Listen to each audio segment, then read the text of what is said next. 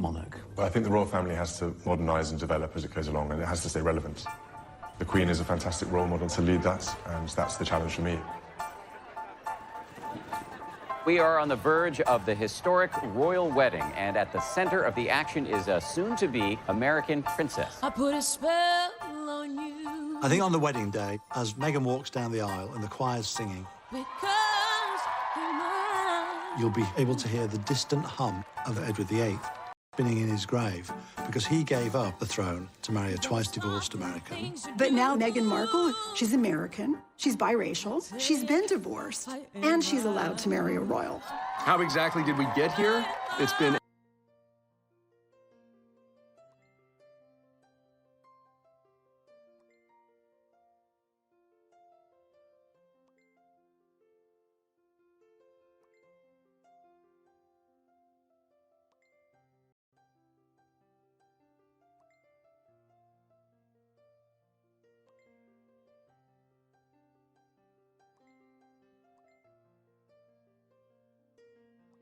here. It's going to be a very difficult juggling act. Maybe things have moved slowly in the past, but they're certainly not moving slowly now.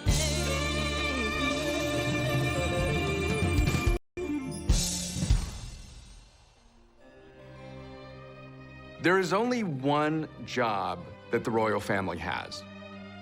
There's a lot of duty, there's a lot of protocol, there are a lot of expectations, but only one job: survive. And for 1,000+ years, no family has been better at surviving. Nobody's joking about the handbag anymore. Nobody's joking about the hats anymore. There's Queen Elizabeth, you know, keep on keeping on. Oh, really?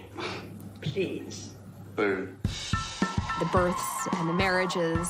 The love stories when they flourish or when they fail. It's the greatest reality show in the world. Americans can't get enough of it. Unlike the Kardashians, this soap opera has got a heritage.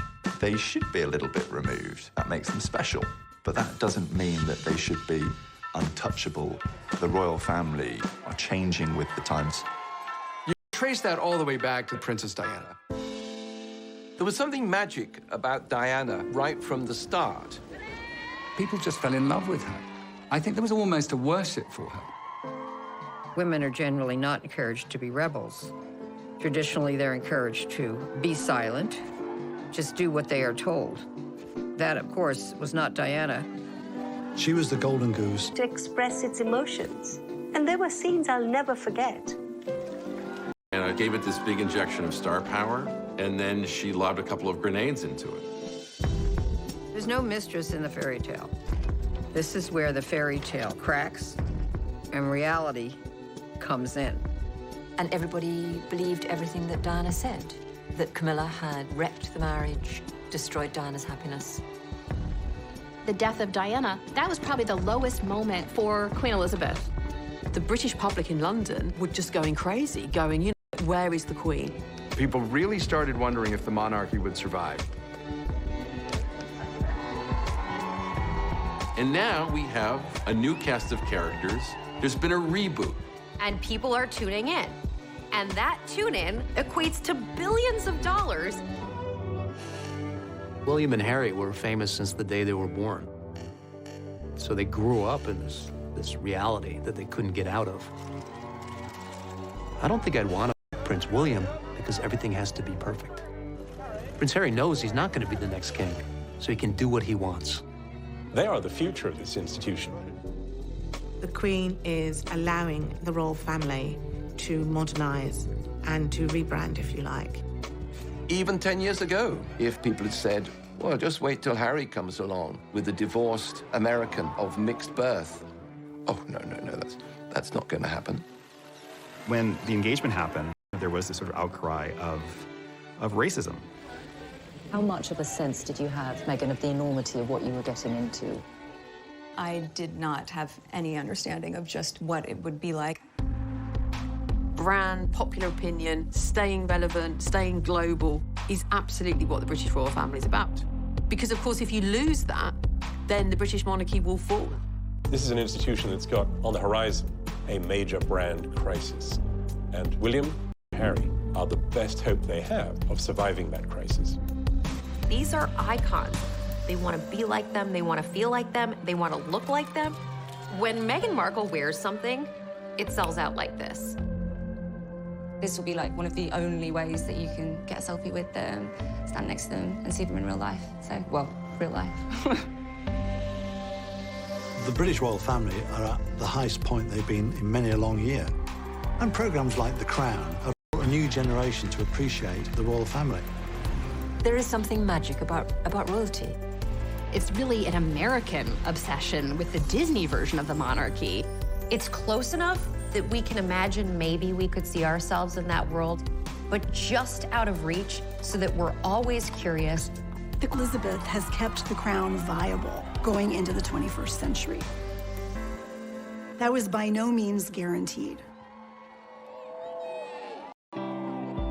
These are extraordinary scenes, and the crowd here along this stretch of the river are lining up 8 deep, and this basically goes on for 7 miles. The royal celebration underway across the pond this evening. 4 days of parties now marking Queen Elizabeth's Diamond Jubilee, 60 years on the throne. They carried the Queen on a tide of devotion, a monarch whose popularity, it seems, has never been greater. Certainly for someone of my generation, but I think younger generations too, it's very difficult to imagine Britain without Queen Elizabeth II. I've been with her all my life, and I've watched her all through everything, and I think she's amazing. She's done an incredible job. She's been our queen for 60 years, and I don't think we realise how much she is just absolutely loved. This is a woman who has literally seen every key figure of the second half of the 20th century. Queen Elizabeth oversees hundreds of charitable organizations. She's been at the heart of huge international political events and is probably the most politically accomplished person in the world.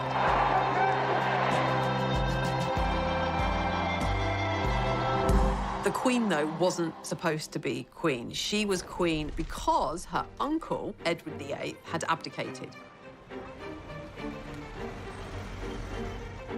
Edward VIII was the eldest son of George V. He was meant to be the king following his father's death in 1936. He was quite good-looking, dashing, a rather popular figure, Edward. He was at the center of American and British socialites. He was the heart of the party. He was incredibly popular, very charismatic, but he was weak. His own courtiers were struck at how emotionally underdeveloped he was. And along comes this extremely chic, ambitious woman. Wallis Simpson was a twice-divorced American from Baltimore. Very practical person, quite tough. By all accounts, was something of a social climber and was very interested in making the acquaintance of Edward. There's a lot of really interesting speculation about the kind of psychosexual hold that she had on him. And because she was domineering, she filled some need that he had to be mothered. Everything had been kept under wraps. The British public didn't know too much. The monarchy had a tacit agreement between the British press that intimate details of a monarch's life. People were fascinated by him. And she, in her own right, had her own luggage. So people were fascinated by her and how she managed to bag the greatest bachelor in the world.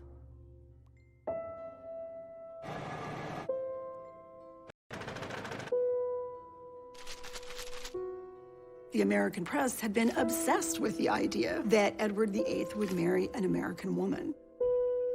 William Randolph Hearst did not like the British monarchy. He really made it a practice to encourage his reporters and photographers to seek out the private lives of the royal family. One of the photographs that drew attention was a photograph of her touching his arm. Ordinary people do not touch the monarch. That kind of intimate gesture indicated that there was an intimate relationship. A cruise he took in 1936 along the Mediterranean coast with Mrs. Simpson. They took photographs in his bathing suit. You could see his chest. I mean, he was half naked in these photographs. The public had never seen its monarch in a photograph in anything less than an utterly dignified manner. Edward VIII was one of the first victims of the paparazzi. It was becoming increasingly impossible to keep this secret from the British public. What was it? Hark the herald angels sing, Wallis Simpson's pinched our king, or something. An American divorcee was going to marry the King of England. This was the scandal of the century. It was the divorce bit that people objected to, not her. There was a real taboo about divorce. And so Edward had to choose the woman he loved or his country.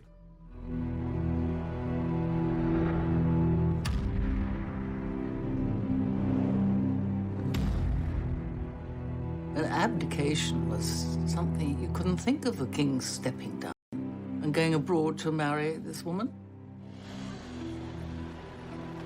One cannot overstate the trauma of the abdication crisis. It seemed at the time that the monarchy, the British monarchy in 1936, came close to self-destructing. Had he insisted on marrying Mrs. Simpson, and had Parliament said no, it would have forced a standoff that the country had not seen since the 17th century. A few hours ago, I discharged my last duty as King and Emperor, that I have found it impossible of the woman I love.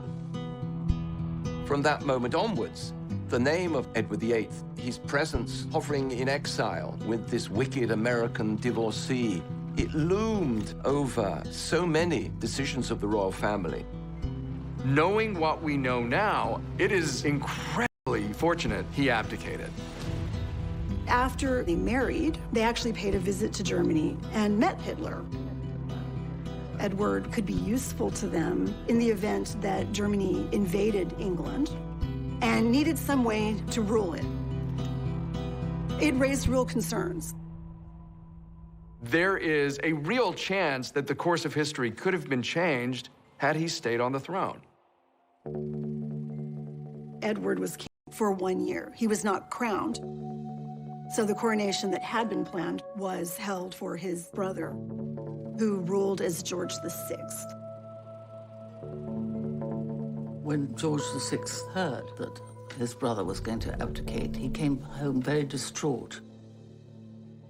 And Elizabeth and Margaret, her sister, were looking over the balcony. And Margaret said, "Does this mean that you'll be Queen, Lilibet?" Elizabeth replied, "Yes, I suppose so." She instantly became one of the most popular celebrities in the world. Prince Charles, in public, made light of it. In private, he was quite jealous.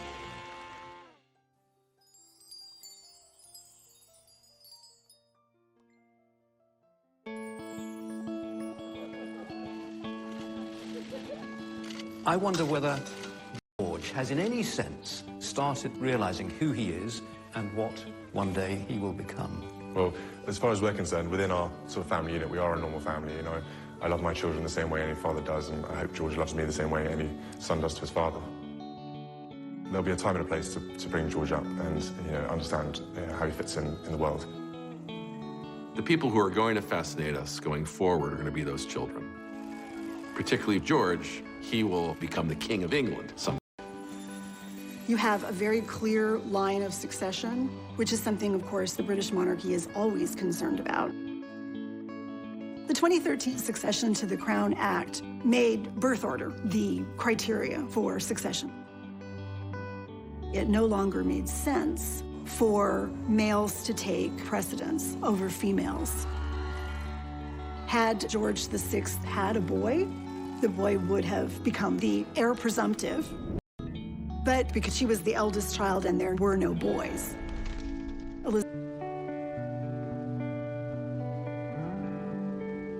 For the first 10 years of Elizabeth's life, she wasn't expected to be queen. She had a very tight bond with her parents and her sister Margaret. Her father spoke of them as us four. They were this enormously close and affectionate family unit. Elizabeth's father, George VI, was himself a very dutiful king.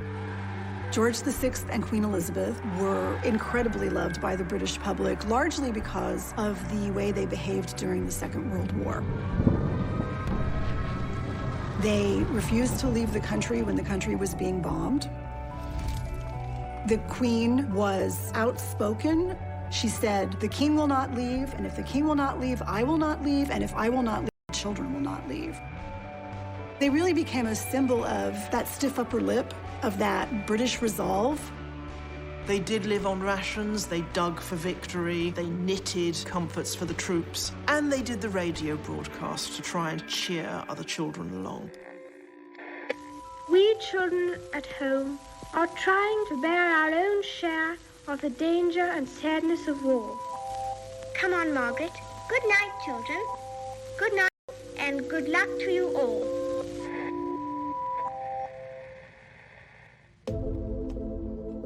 The war, in a way, gave Elizabeth a chance to be a bit more like other people.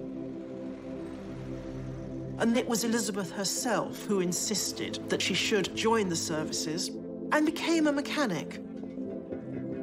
That emphasis on middle-class morality and acting as a model for the nation is something she learned from her father. Throughout her life, she's tried to judge what was right and wrong. And her father had been very much the torch shiner into the dark space for her.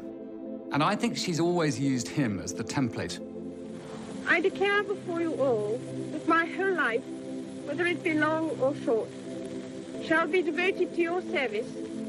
When the Queen said, "My whole life I shall dedicate to your service," she really meant it. Something that has completely been at the centre of everything she's done. And before very long, she's fallen in love with a man that she absolutely adores, who she first laid eyes on when she was about 13. This very attractive naval officer, Prince Philip. She had this really wonderful complexion, startlingly pretty. It has been announced officially from Buckingham Palace that Her Royal Highness, the Princess Elizabeth, Duchess of Edinburgh, was safely delivered of a prince at 9. The future was opening up. Certainly, Elizabeth did not expect to become monarch for a long time. But her father's health had been bad since the 1940s, and that wasn't something that was widely advertised. She certainly did not expect him to die while she was away on behalf of the crown.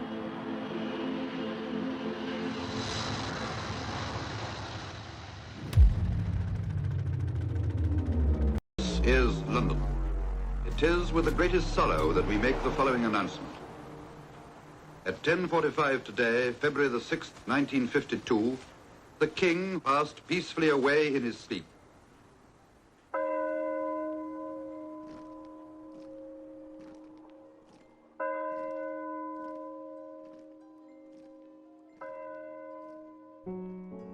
She was very young. She was only 25 when she succeeded to the throne. The combined issues emotionally of her father dying and the assumption of the role of kingship were, of course, bound together. The rulers of Britain have ruled over the greatest empire the world has ever seen. She's Queen of Canada, she's Queen of Australia. She's Queen of 15 other countries. But at the same time, she was very well trained for this job. Here is a woman, her father was never supposed to inherit the throne, and therefore she was never supposed to inherit the throne. And here she is, Queen Elizabeth II.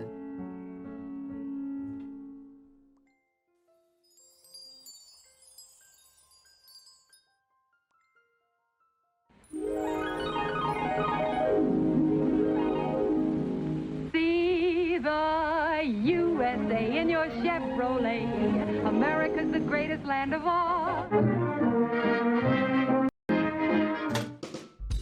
We think about the period following the Second World War in the United States as being this great consumer moment, a great moment when there's a lot of opportunities for people and they're starting these brand new lives with Tupperware.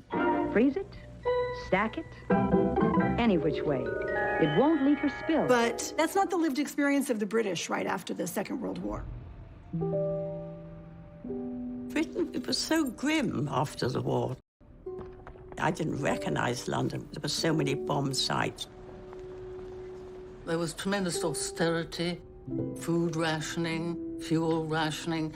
It was horrible. Rationing did not end in Britain until 1951. The prospect of rebuilding it all again and what was life going to be like. There wasn't a great spirit of gaiety, and it brought a bit of colour to the nation, which had gone through the most terrifying ordeal. I mean, the world had.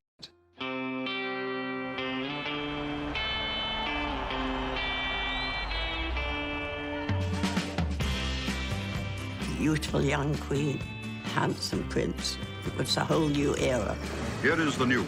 Mount Everest has been conquered by members of the British expedition. Tenzing Norgay and Sir Edmund Hillary climbed Mount Everest the night before the coronation. It was a joyous moment, and you could see it in the crowds, you could see it in the pageantry. There was this whole exhilarating sense of a new Elizabethan age. I remember borrowing my mother's diamond ring and scribbling the coronation date on my bedroom window with it. So enthused was I.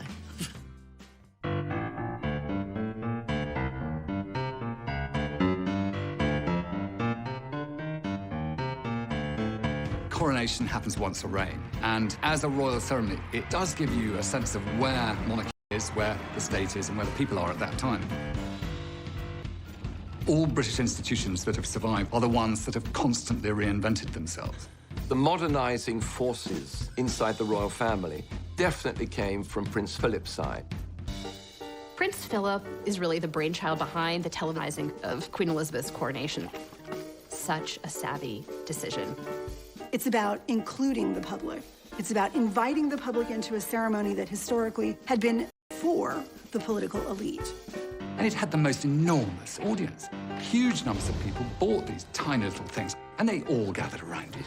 We travelled 4 hours to the Oxford village where my grandmother lived to see the coronation on television. Yeah. I think it did a great deal for social cohesion. I think it did an enormous amount for the spread of the television medium. London, the morning of Tuesday, June the 2nd, the morning of Coronation Day. My grandmother bought a television for the occasion, and people from the village piled in. Into the forecourt of the palace and through the gates comes the gilded coach, bearing the young queen to her crown. Rosie Churchill and I were the only two that went in a coach, and I was just blown away. A huge wave of cheering travels with her, pouring along the Mall as though it would lift her and carry her on her way. People were roaring, "Long live the Queen," and they were ecstatic. I mean, the main thing I remember is this crowded living room and the excitement. So, borne forward to the acclamation of her peoples, and took our places. She turned round with a beaming smile. "Ready, girls?" Madam, is your Majesty willing to take the oath? I am willing. The Queen was quite extraordinary. I couldn't understand how she could be so calm, completely unfazed by the whole thing. You only have to walk into Westminster Abbey and imagine all the balconies that get built for a coronation. All those eyes peering down. I should imagine the pressure was immense. The things which I have here before promised, I will perform and keep, so help me God. She never put her foot wrong the whole day, not one. The moment of the Queen's crowning is near at hand. The Archbishop raises it high in the sight of the people and reverently places it on the Queen's head. Her Majesty, Queen Elizabeth II, is crowned.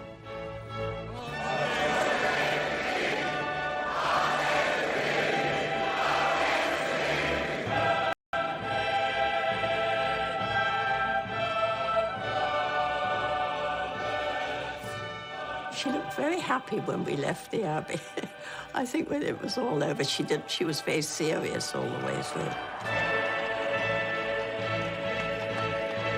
As this day draws to its close, I know that my abiding memory of it will be the inspiration of your loyalty and affection. I'll never forget it, never. It was the greatest day of my life.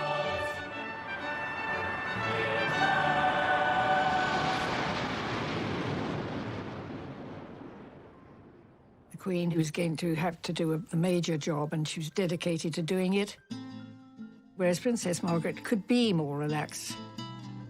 She was always a rebel.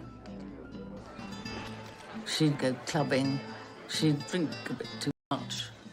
Margaret certainly made the most of her life, behaving in a rather riotous way.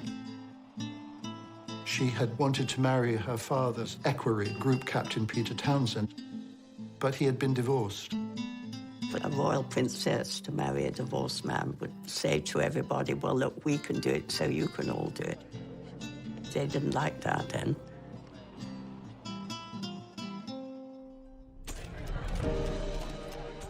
People in Britain were very pro it.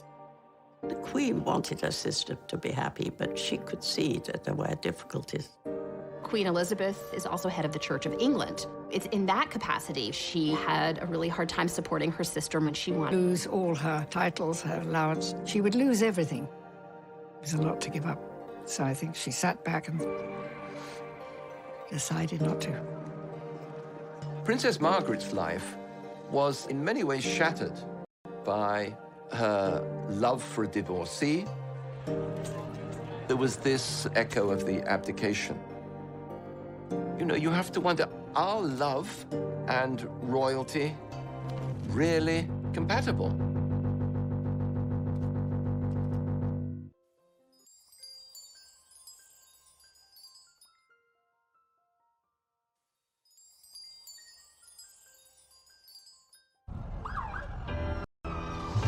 William and Kate now here in New York. You can hear those fans screaming there. I've been such a fan since I was little, and I'm dying to see them. What is it that you like so much about William and Kate? Absolutely everything. We're so excited. Yeah, we're so excited. I can't wait to see them.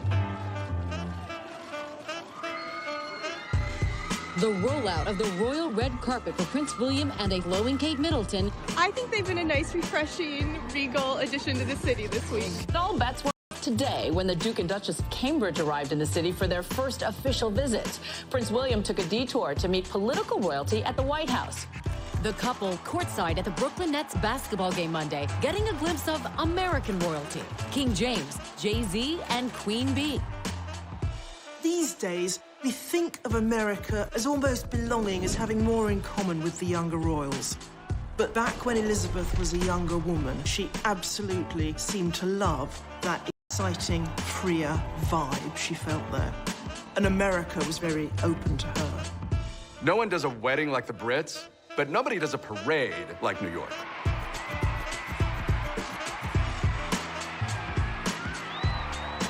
Queen Elizabeth and Prince Philip had never seen anything like this. 1 million people lined the streets of Broadway. There was just a blizzard of confetti. When Queen Elizabeth and Philip came to America in 1957, they were so much more casual and at ease than they were back at home. They attended a football game at the University of Maryland. Queen Elizabeth made a special request that they visit a supermarket because they didn't have supermarkets on that scale in Britain. She talked to shoppers, talked to women there with their children. I think Americans allow the royal family to take a breath and not worry so much about their role. Americans tend to have a more romantic, more abstract view of who the royals are and what they do. Sovereign housewives romanticize what it would be like to be queen because it would allow them to leave their suburban households and call the shots. You can see that in actual descriptions from women's magazines. At the same time, there were popular television shows like Queen for a Day. Would you like to be queen for a day? People would tell their hard luck stories, and the audience applauded, and whoever got the most applause became Queen for a Day. I now crown you Queen Clarice. I think our fascination with royalty comes out of the fairy tales, and especially stories in which the princess comes from humble origins.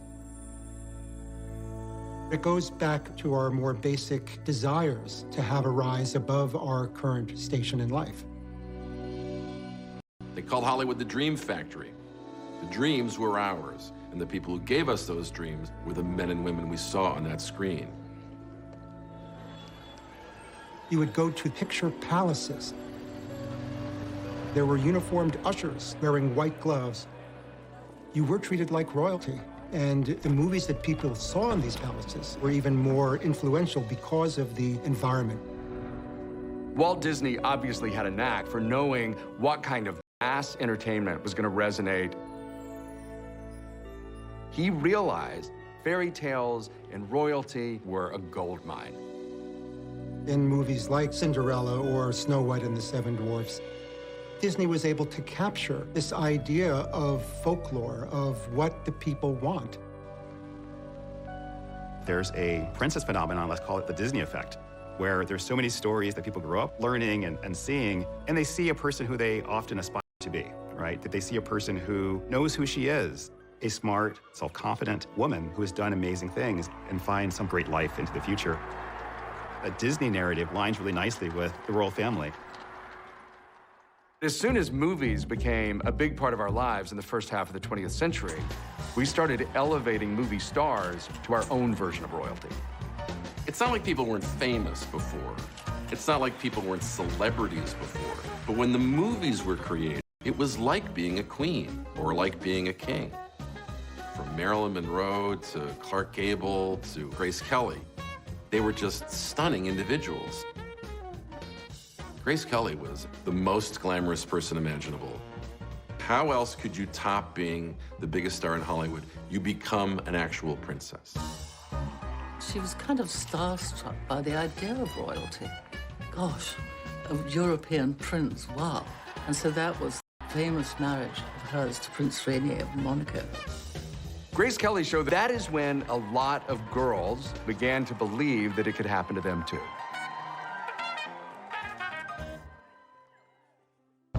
Old-fashioned, elitist, and out of touch. He dared to actually criticize the Queen herself. I don't retract that for 1 minute. Because you see, I'm now being attacked for having attacked the Queen.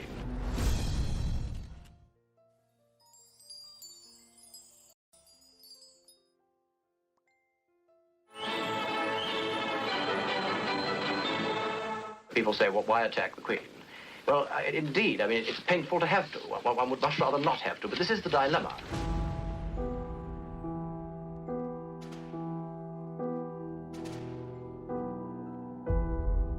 In her early years, the Queen did have some difficulty with the public relations aspect of her role. Glamorous though she was, beloved though she wasn't very approachable. I mean, to judge from your article, you expect the Queen to have qualities of a wit, would like her to be a better orator, you would like her to be a TV personality, in addition to being a diligent, dutiful, and devoted monarch and a mother. What I'm suggesting is that in her public speeches and appearances, spontaneity should be the keynote. I want to tell you all how happy I am to be amongst you and how much I look forward to my journey through Australia. Her own natural soul is not allowed to come through. It's a sort of synthetic creature that speaks. Lord Altrincham, John Grigg, was a journalist who in 1957 critiqued the Queen for being very old-fashioned and elitist and out of touch. He dared to actually criticize the Queen herself.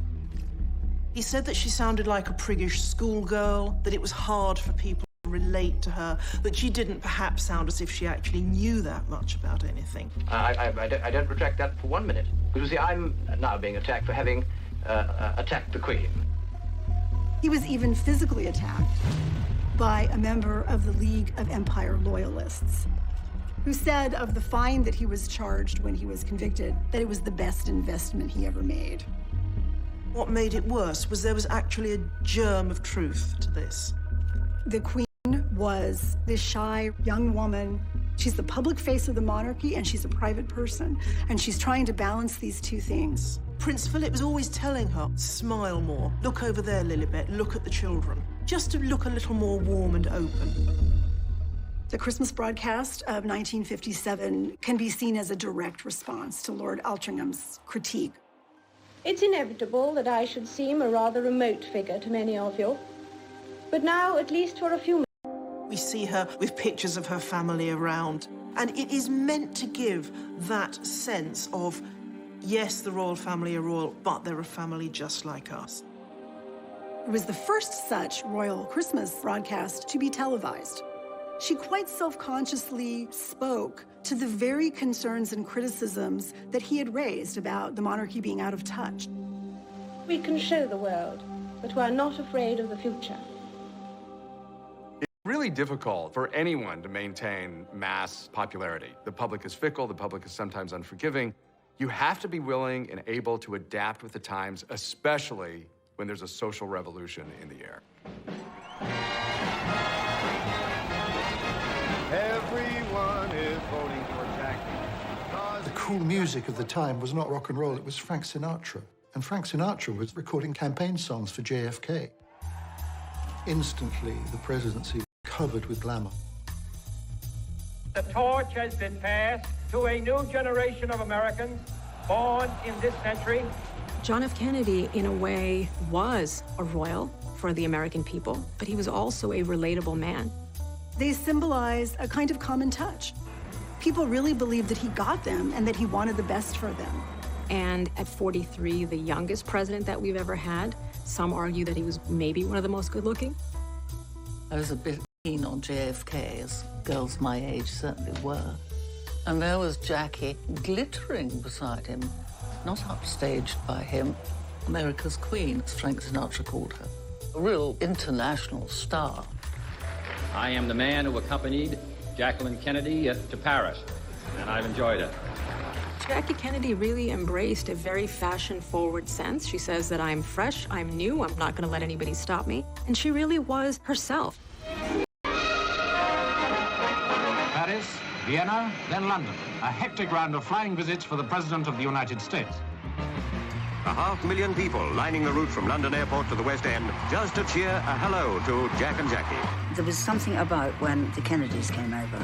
I think it surprised us all that this was going to have such a massive interest to it. Crowds broke through at the palace, and once more the Kennedys got a big hand.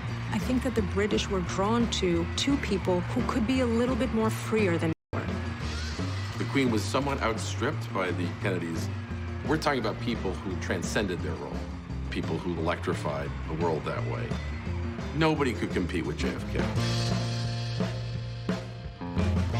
The monarchy evolved with some kind of feeling for how successful the Kennedys had been. I can't believe that it wasn't in the back of their mind. Challenges to portray stability, portray the history of Britain without looking like hopeless relics of an earlier era. And in the 60s, they seemed to have a problem with that.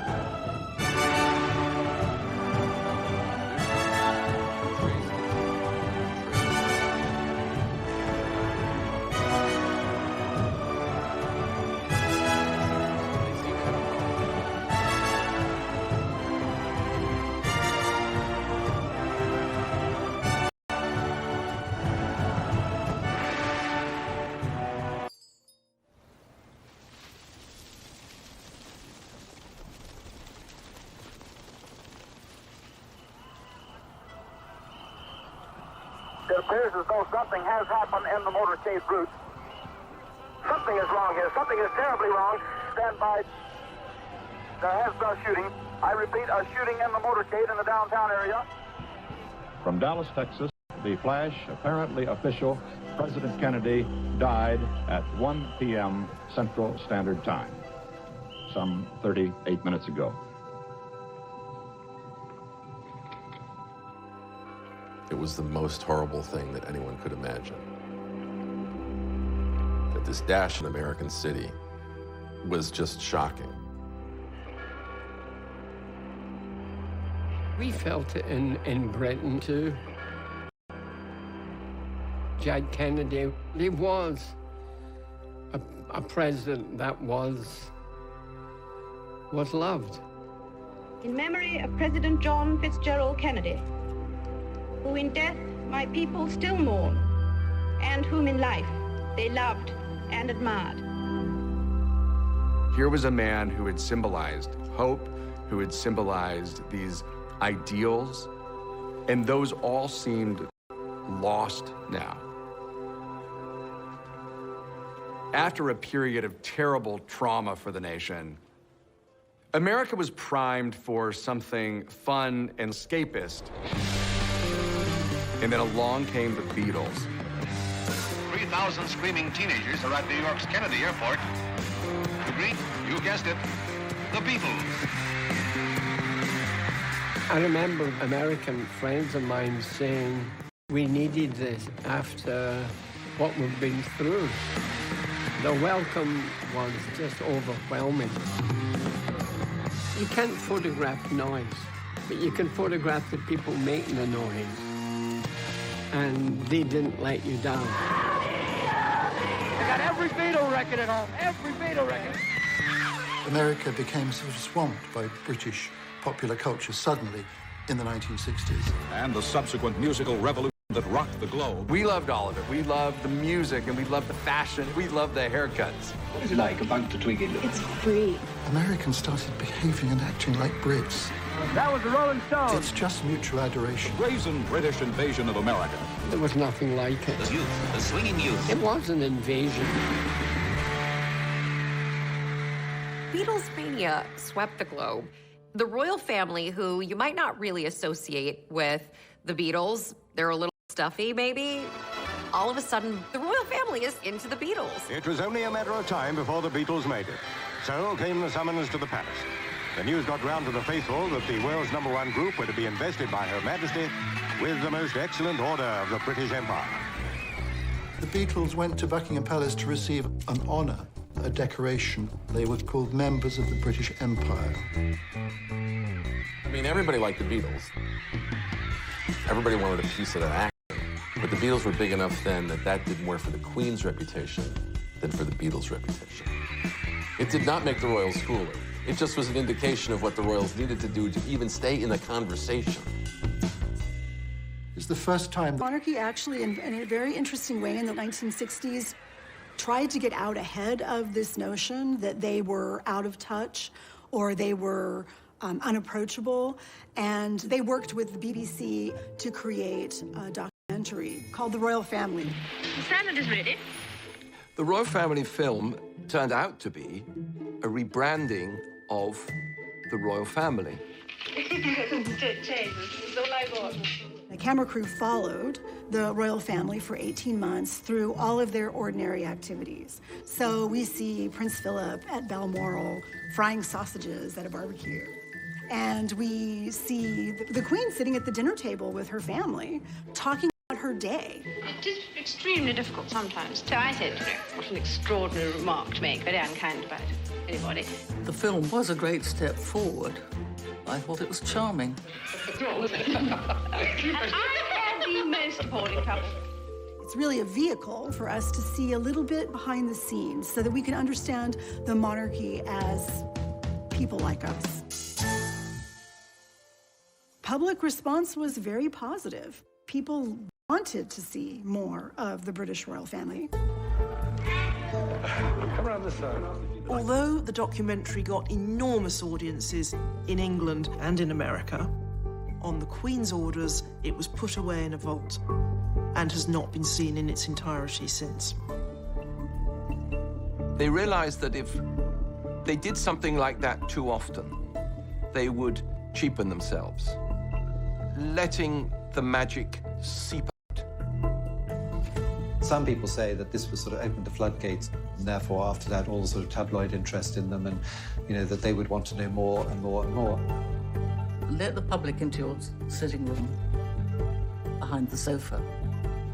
And then they'll be over the other side looking at you. The problem with all these things is not the film that gets made with careful supervision, but what happens next.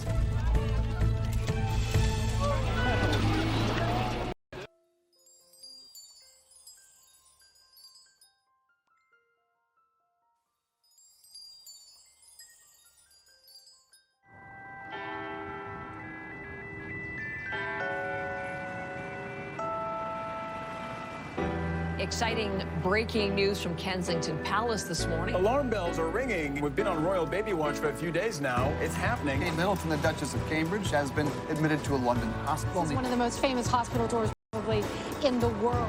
Some die-hard fans already out there. They have been all morning long. The anticipation is huge here. The world's press waiting for news.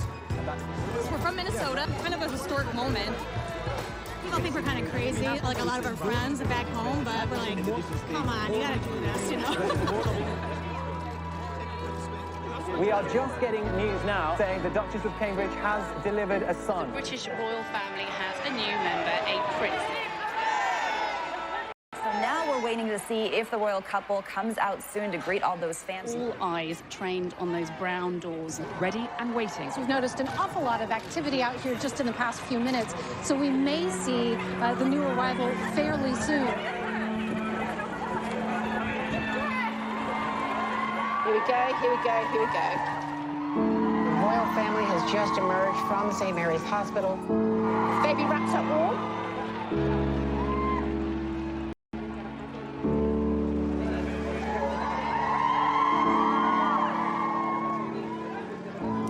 Everyone was screaming, trying to get the pictures and videos. Like, if you can see, it's not just one type of person here, it's everyone coming together. From all different countries. Congratulations! So we're looking at about 70, 80 years of the baby. So why not say, oh, where were you when the baby was born? I was right in the hospital. That's the feeling you can never buy. Princess Catherine has had a little boy. He weighs 8 pounds and 7 ounces, and we're all very happy. It's the moment so many royal watchers have been waiting for. According to tradition, the birth announcement was also posted on a bulletin board outside Buckingham Palace. As outside the palace, all-night crowds are rewarded by the bulletin announcing that Princess Elizabeth was safely delivered of a prince and that Her Royal Highness and her son are both doing well. One of the great features of the royal brand is that it's cyclical. The royal family is not only a lifelong reality show, it's a centuries-long reality show.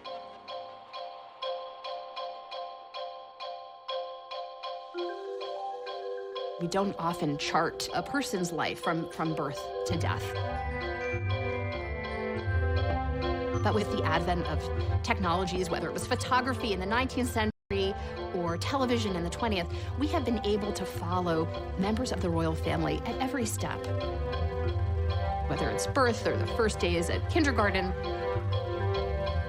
this allows us to be invested in these individuals. A heavy program of official engagements prevents the Princess and the Duke from seeing their son as often as they wish. It is only on occasions like this that they can enjoy the happiness of parenthood. Charles, it was his misfortune to need that she give herself to her people. For 6 months, Buckingham Palace has been a palace without a sovereign. The Queen has travelled round the world. She reigns not just at Buckingham Palace, but in the 4 corners of the earth. Soon now, the royal standard will fly again from the palace rooftop. And we at home will say, welcome the Queen. He had quite a difficult childhood. His parents were very distant, not just physically, but emotionally as well. Everybody in those early years remarked on how stilted and formal the Queen was. Charles suffered from that, probably more than anybody else. Charles and his mother were subjected to private reunions in public scenarios. But all of this, at the end of the day, is because of the growing power of the media. Previous kings had gone off to school or had their lessons with their tutors. We saw film, newsreel. Here is courage. Here is honor. Here is Gordonston, a school fit for a king. Prince Charles was sent off at a fairly young age to boarding school, and to one boarding school in particular, to Gordonston, where his father had been. The school had a tough, outdoors regime that Prince Philip clearly saw as making a man.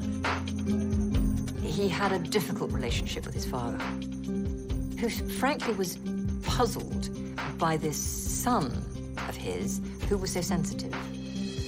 You can only feel sorry for the kid. Scrutinized whenever he appeared in public, scrutinized in private. And then this develops with his love life.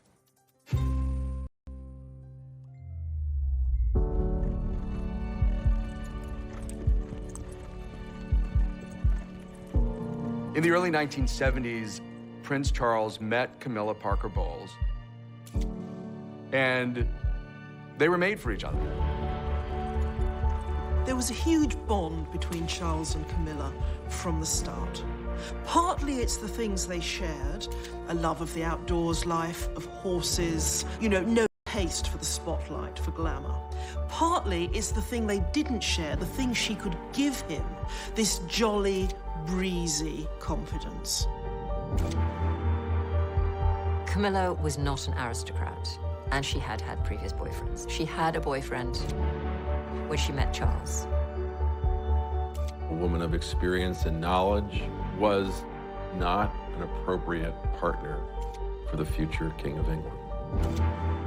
He went off into the Navy, he went off to the Caribbean, and shortly after, Camilla wrote him a letter telling him that she was going to marry Andrew Parker Bowles. Charles was absolutely devastated. There was a lot of pressure to find a bride.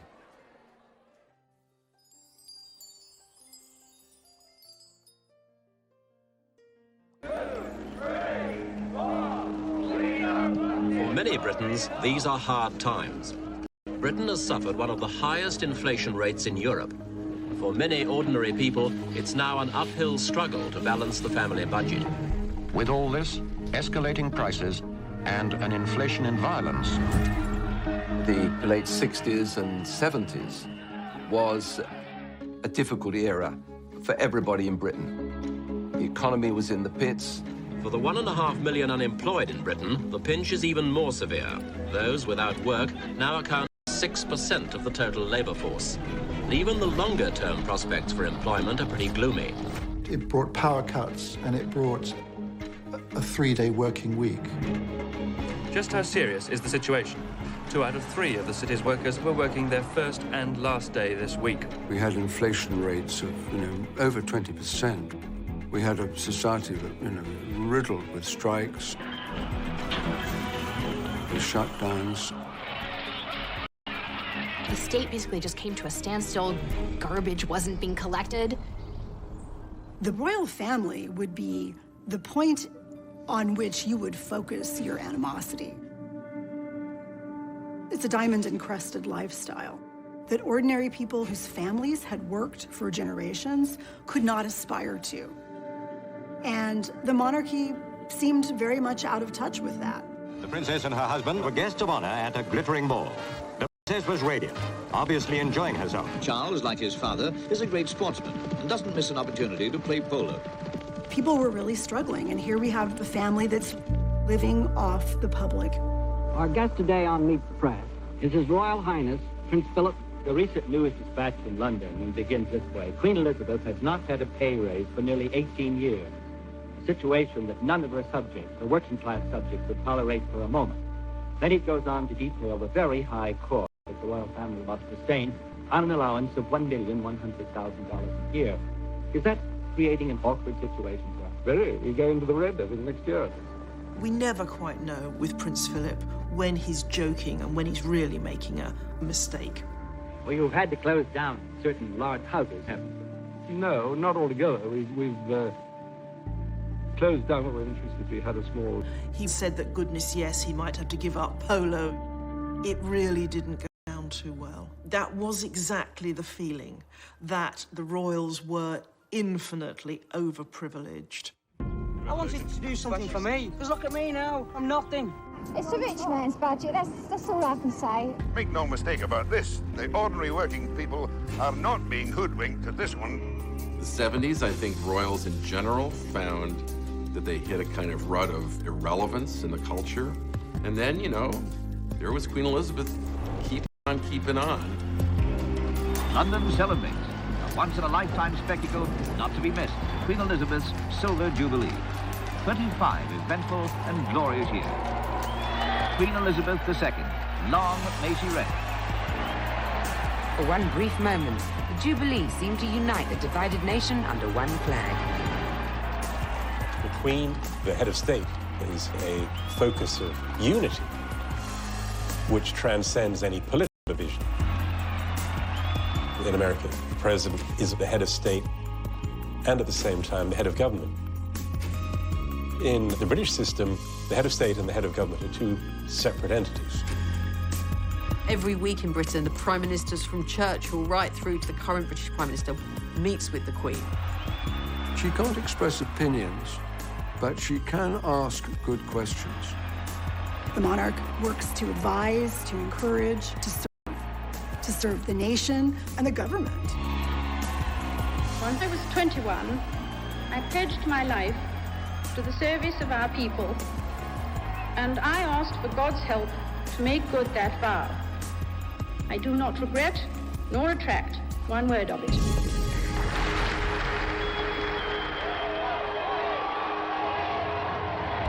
The 1970s were tough times, but people needed a distraction. And this Jubilee was just what they needed.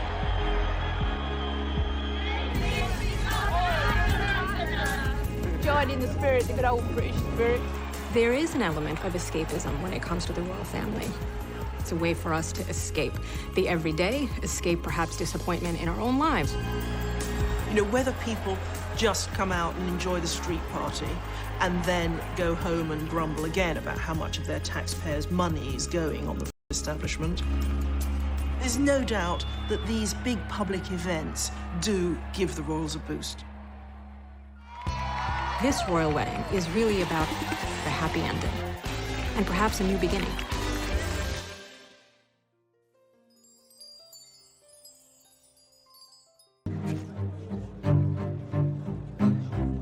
Charles grew up always trying to gain his father's approval and never quite succeeding. He went into the Navy, which was the service that his father had been in, and I suspect he did that to please his father. The British press, they tried to kind of create Prince Charles as like a James Bond character, called him Action Man.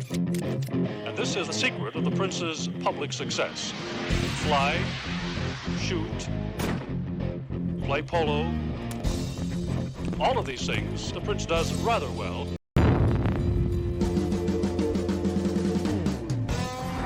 Gunnery practice is all part of the schedule. He gave an excellent display with a 20mm Oerlikon gun. He did everything that other recruits were asked to do, but which actually were quite dangerous. He did not want to be wrapped in cotton wool. His 9 months is an intensive period of training where he'll be given an insight into all departments.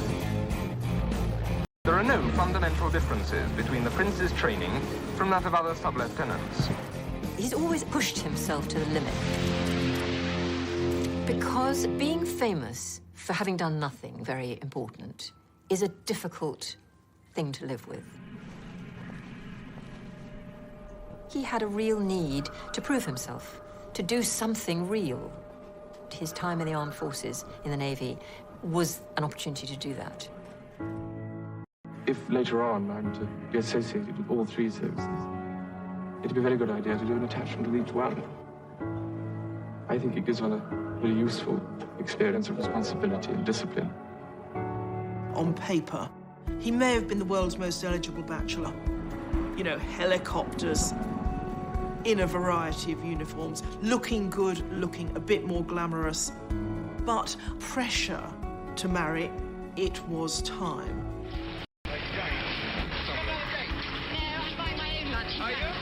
There was this kind of hysteria in the mass media to push Prince Charles down the aisle because he'd said that 30 was a good age to marry, and by the time he got to 32, everybody was saying, well, come on then. He's getting on a bit, isn't it? About the time we got married. I think he should get engaged because he's getting older. People have been waiting for a long time to see who Prince Charles was going to choose as his spouse. Anytime anyone was photographed within 5 feet of him, they were the new princess. There were questions. The kind of dirt the press were looking to dish on any of Prince Charles's girlfriends was things like whether they had a past, whether they'd had boyfriends. Extra element that the future Queen of England was expected to be a virgin. And of course, the trouble is that that was terribly out of touch. The days when any bride was supposed to be a virgin had long gone. It made it a very difficult, tense situation for him. Sarah, you know, Lady Diana Spencer's older sister, was widely tipped as being a possible bride. It was when he was dating Sarah Spencer that he actually re-met, or you could almost say met, Diana Spencer. When he finally met Diana, she seemed the perfect bride for him. She was aristocratic, she was a virgin, she was a member of the Church of England. She was young. There were no skeletons in the cupboard. There was no fear of, you know, ex-boyfriends coming out of the closet. This shy, somewhat ordinary young woman who teaches kindergartners, and she's thrust into the limelight.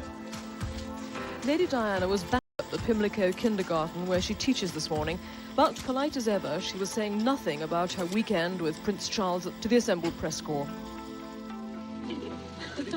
Don't comment all that. Did you have a good weekend, though?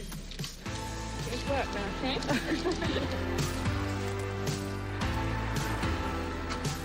There was something magic about Diana right from the start.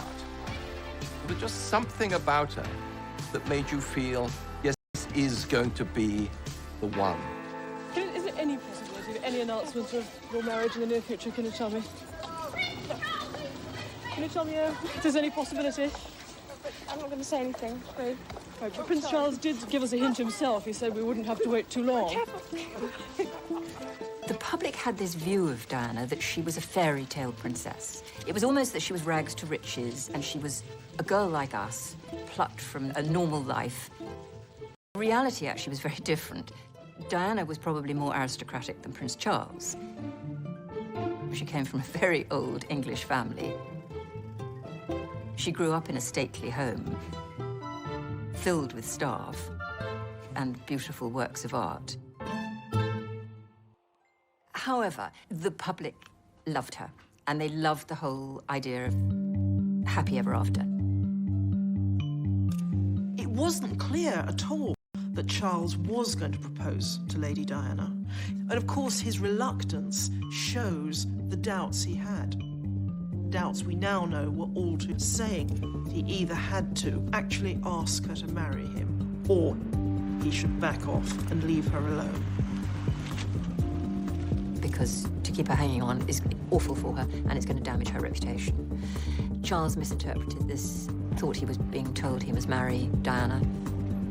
From Buckingham Palace came the news that the whole world had been waiting for. Lady Diana Spencer is soon to become Her Royal Highness, the Princess of Wales. Wonderful. Perfect. Oh, thank goodness. I think it's really great. One can only speculate whether Prince Charles's decision to marry her was entirely his own. One has to wonder whether duty and sense of obligation weren't playing their role as well. On the public side of the palace, the crowd watched intently as the interview appeared on ITN News. It was exciting when he chose, And it was exciting who he chose, because it was Diana, and everybody was excited about her. It was a really big deal. She was this breath of fresh air. She just looked and felt like someone you knew in real life. Diana, through her teenage years, we know she'd had a sort of crush on him, as some girls of her age did. And here she was, given the opportunity to become his princess. Can you take us back to when you first met? What do you think about Lady Diana? Well, I remember thinking what a very jolly and amusing and attractive 16-year-old she was. The royal tradition is that the bride-to-be blushes, stumbles and stutters over a few words and then lets the man do the talking. And having great fun. And Diana, she remained silent. And I don't know what you thought. Pretty amazing. She was awkward, she was young, she was unschooled in the way of royalty. Can you find the words to sum up how you feel today, both of you? Difficult to find that sort of word, isn't it, really? Just delighted and happy. And then the famous quote. And I suppose in love. Of course. Whatever in love means. Whatever in love means. This was not exactly a ringing endorsement. I mean, what sort of person says that to their partner, let alone to the world as a whole? At the time, it was like, oh, he's so befuddled with love, he doesn't even know what to say. It was not seen as being the run moment that would later be seen as. Diana came into the royal family as a vulnerable 19-year-old if they're not handled properly. 19-year-old princesses will grow up to be... His decision to marry her was entirely his own. One has to wonder whether duty and sense of obligation weren't playing their role as well. On the public side of the palace, the crowd watched intently as the interview appeared on ITN News. It was exciting when he chose, and it was exciting who he chose, because it was Diana. Everybody was excited about her. It was a really big deal. She was this breath of fresh air. She just looked and felt like someone you knew in real life. Diana, through her teenage years, we know she'd had a sort of crush on him, as some girls of her age did. And here she was, given the opportunity to become his princess. Can you take us back to when you first met? What do you think about Lady Diana? I remember thinking what a very jolly and amusing and attractive 16-year-old she was. The royal tradition is that the bride-to-be blushes, stumbles and stutters over a few words and then lets the man do the talking. And having great fun. And Diana, she remained silent. And I don't know what she She was awkward, she was young, she was unschooled in the way of royalty. Can you find the words to sum up how you feel today, both of you? Difficult to find that sort of word, isn't it, really? Just delighted and happy. And then the famous quote. And I suppose in love. Of course. Whatever in love means. Oh my God. Whatever in love means. This was not exactly a ringing endorsement. I mean, what sort of person says that to their partner, let alone to the world as a whole? At the time, it was like, oh, he's so befuddled with love, he doesn't even know what to say. It was not seen as being the run moment that would later be seen as. Diana came into the royal family as a vulnerable 19-year-old if they're not handled properly. 19-year-old princesses will grow up to be angry, powerful women.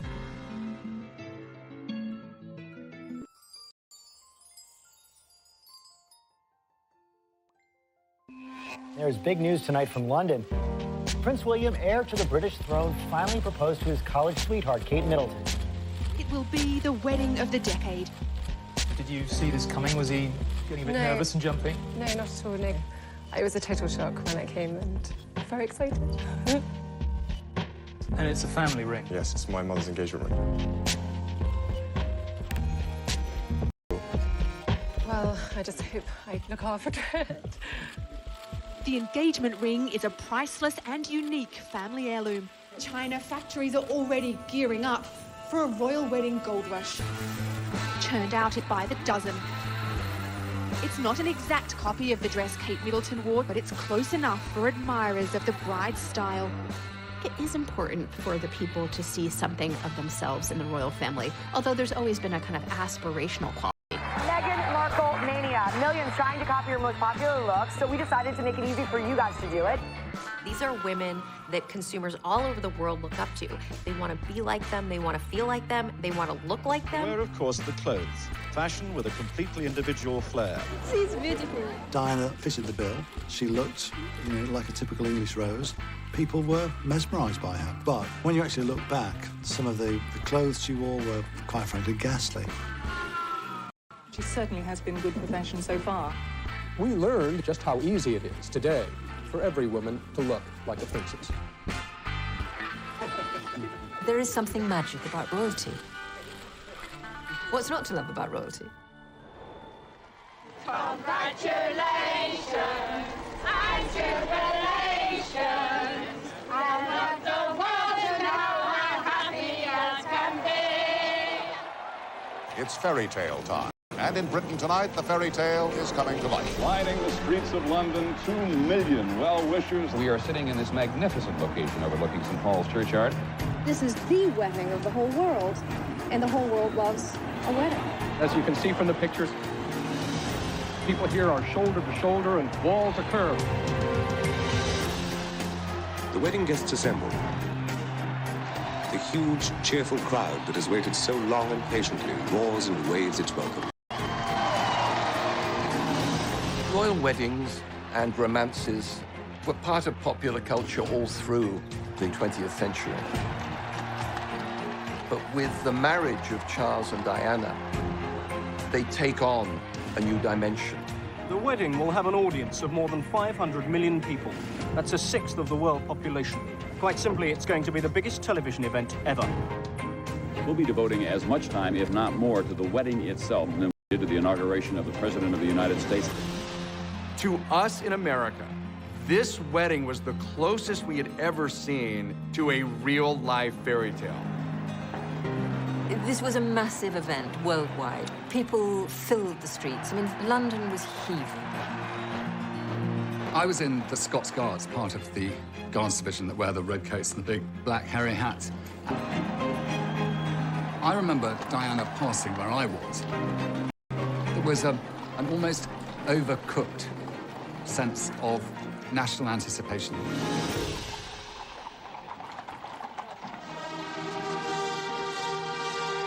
can tell that she has arrived.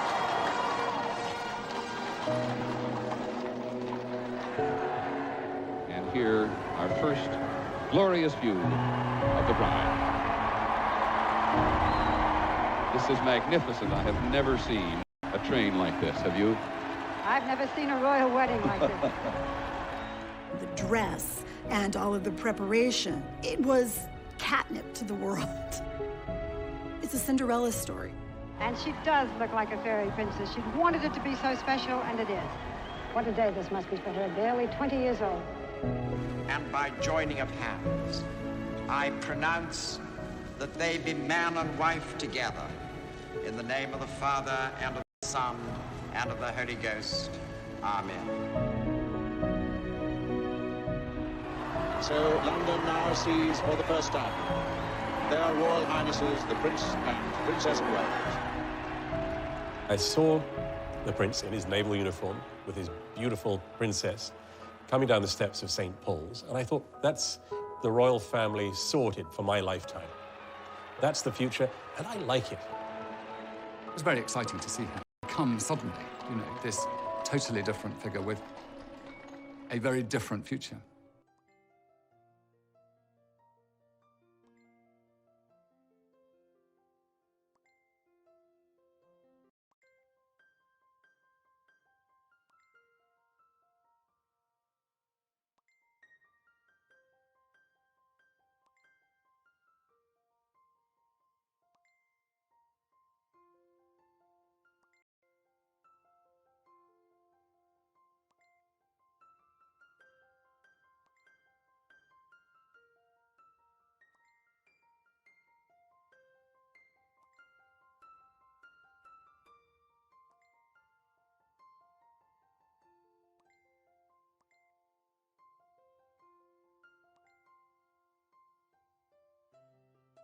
Princess of Wales.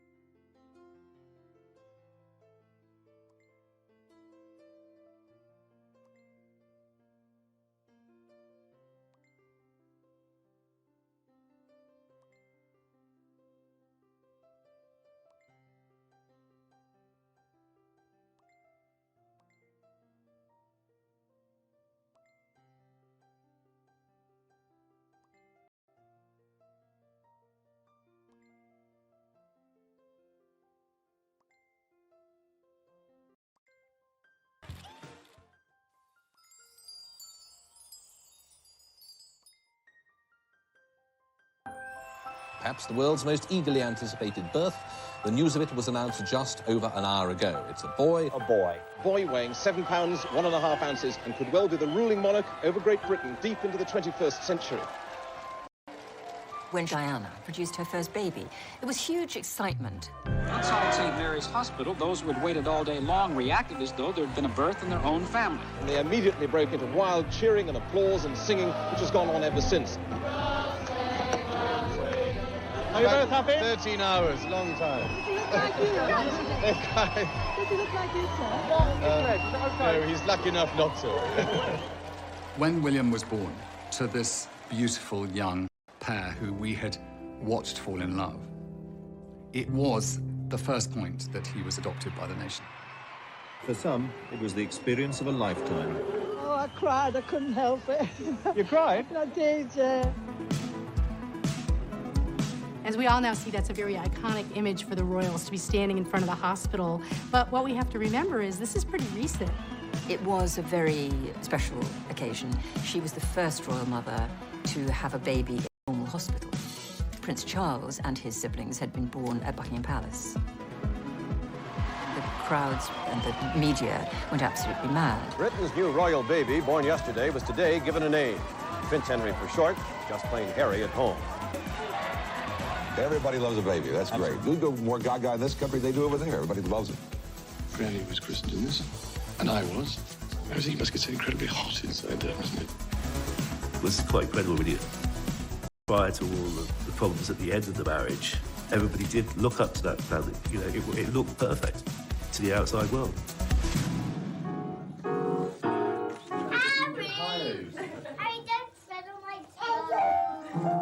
Young family, the model first family of the country. This is what we all aspired to be. Well, now reports are emerging in the press around the world that the couple's storybook romance may have entered a rocky chapter. This is where the fairy tale cracks and reality comes in. It is divorce for Charles and Diana.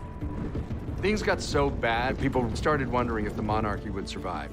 And then this absolutely incredible drama that nobody could have foresaw. There has been a terrible accident in Paris. Buckingham Palace confirmed the death of Diana, Princess of Wales. I say from my heart, there are lessons to be drawn from her life and from the extraordinary and moving reaction to her death. Princess Diana shook the modern monarchy. Reaching out to people, hugging people, touching people. AIDS, leprosy, landmines, and change people's perceptions. Ladies and gentlemen, please welcome Meghan Markle. Meghan, what's interesting about her are the echoes of Diana. If you have a profile where people are listening to what you're saying, I really, truly think you need to be saying something that's valuable. Ladies and gentlemen, everyone needs to be valued. She really did hold a mirror up to the monarchy and say, look at yourselves. The anticipation for Meghan and Harry's wedding was like nothing that I had ever seen. Yet again, this raw story that keeps on giving. This beautiful inclusiveness into the royal family. This is a great message to the world. Meghan is less interested in the glass slipper and more interested in breaking the glass ceiling. So many girls will wake up this morning across the world and look at TV and see somebody that looks like them. As part of a new modern monarchy.